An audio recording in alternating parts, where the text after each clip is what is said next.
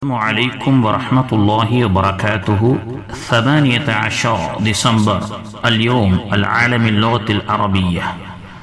اللغة العربية هي اللغة التي نزل بها القرآن. اللغة العربية يتحدث بها أهل الجنة. التميل والعربي لديهما صداقة، ولهذا السبب ينطق المتحدثون باللغة التميلية اللغة العربية بشكل جميل.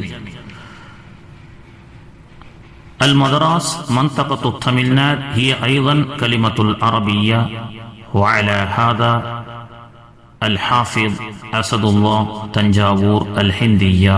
السلام عليكم ورحمة الله وبركاته. December 18 உலக அரபி மொழி தினமாகும்.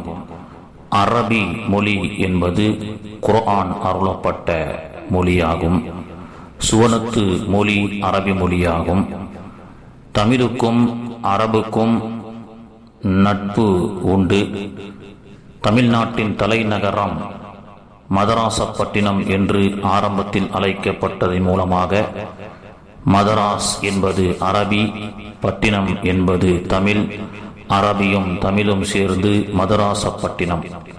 உலகத்தில் மற்ற மொழி பேசக்கூடியவர்களால் உச்சரிக்க முடியாத அரபி மொழியை தமிழ் இன மக்கள் இலகுவாக உச்சரிக்க முடியும். அதிலிருந்து தமிழும் அரபியும் நட்புறவு கொண்ட மொழி, பழமையான மொழி என்பதை இதன் மூலம் நாம் தெரிய முடிகிறது. உலக